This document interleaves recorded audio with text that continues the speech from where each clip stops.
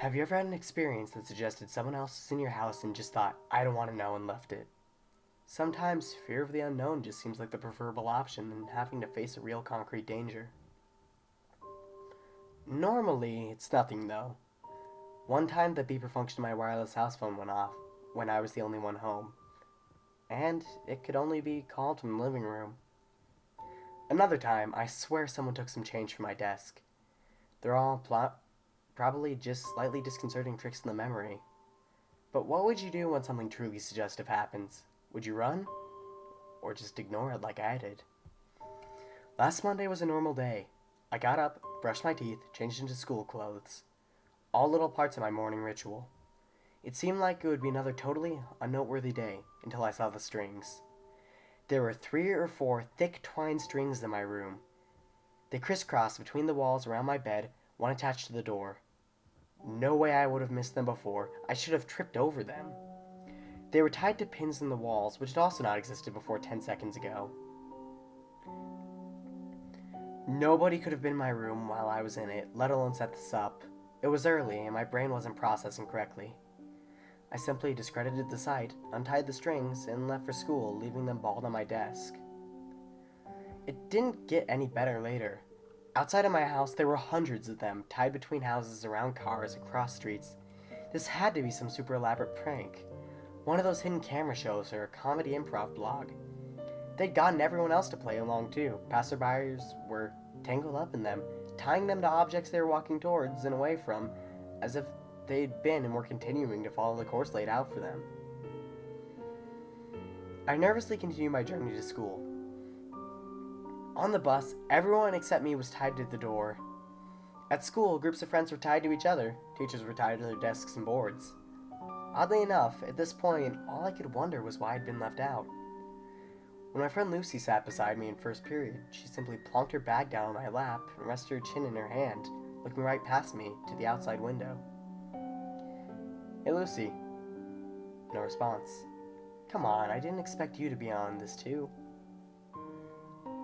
She sighed and started taking books from her bag. All the books were tied to her hands. I grinned and yanked one of the strings off a book. She didn't seem to notice, instead simply disregarding the book completely, letting it drop to the floor without a moment's hesitation. I leaned down, picking up her book and placing it back on the desk. She took no notice. Well, if that's how we're gonna play it. I smiled, trying to look playful but really just trying to hide my nervousness. I bundled all the strings attached to her with one hand, and then pulled them all free. She blinked, turning to stare at me. "Holy crap, Martin, you're like a ninja or something." "I've been sitting here for maybe 10 minutes. I smiled again, relieved my friend finally noticed me. "Where did all the strings come from?" she gasped, seemingly noticing them for the first time. "I assumed you were fucking with me." She stood up, backing into a corner. No one else in the class noticed. They weren't here just a minute ago. Do you see them too?" Her tone made it clear she was genuinely scared. "No, didn't you?" I was interrupted by my teacher slamming the door behind her. Everyone except me and Lucy murmured a good morning, and still no one seemed to pay attention to either of us. "People have been ignoring me all day," I said to Lucy before turning to our teacher. "Hey, dumb bitch! You can't teach for shit!" No reaction. "I'm getting away from all this shit." Lucy pulled a few strings aside and left the class. I followed and, surprise, surprise, no one else noticed. We wandered the corridors, leaving and entering classes as we saw fit. When everyone untied a chair or a book from someone else, it was like they suddenly didn't see it, and it suddenly didn't matter to them. It didn't exist. I showed her the street outside. There were more strings than when I came in the morning. Twice as many.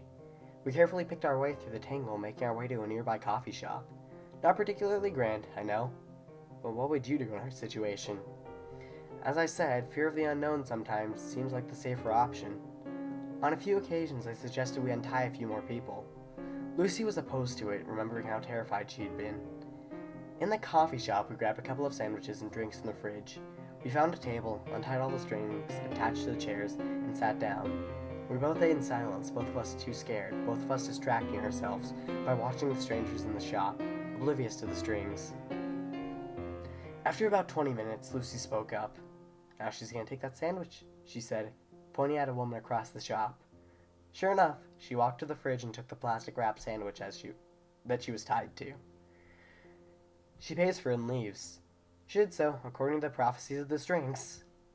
That guy doesn't intend to pay. Watched as a man took his coffee and ran out of the store, the two servers just looking too exasperated to go after him. "This is horrible," Lucy whimpered. "Let's go, please." Outside wasn't much better. Everyone just followed the string's instructions, going about their daily lives. Lucy announced she was going home to sleep this off, and I agreed to walk her home. She only lived 10 minutes away. Away from the busier part of town, there were fewer strings. It was nicer, we could pretend it wasn't happening. When we turned onto Lucy Street, she stopped, her mouth falling open. "What now?" I broke the silence, my voice sounding surprisingly small. "Look," she pointed outside one of her neighbor's houses. I saw it clearly, and I'll take my memory of that moment till the day I die. A little dark imp, maybe 3 feet tall, was walking around on its knuckles, almost like a monkey. It had 2 bulbous yellow eyes taking up about half of its face, and no mouth or any other facial features. It was holding a hammer and a ball of twine, which it was letting out behind it. It walked quickly and quietly from the front door of the house to the mailbox. It stopped, hammered a nail into the side of the box, and tied its string around it. It turned to face us and stopped when it spotted us. My bottom fell out even further than it had already been, but it just stared at me with a look of surprising curiosity. You could almost say that it was more frightened than us. Suddenly, it beckoned to us with its tiny hand. I looked at Lucy. She hadn't moved. I looked back at the imp, which stared at me. I halved the distance between us, and then halved it again. This wasn't fear of the unknown anymore. It was fear of this little guy. It didn't seem like anything to be scared of. When I was a meter away from it, it extended its hand. Hi." I shook it. It nodded in approval, blinking its massive yellow eyes up at me. "So, you're the ones in charge of the strings?" It nodded eagerly. I called Lucy over, but she stayed where she was.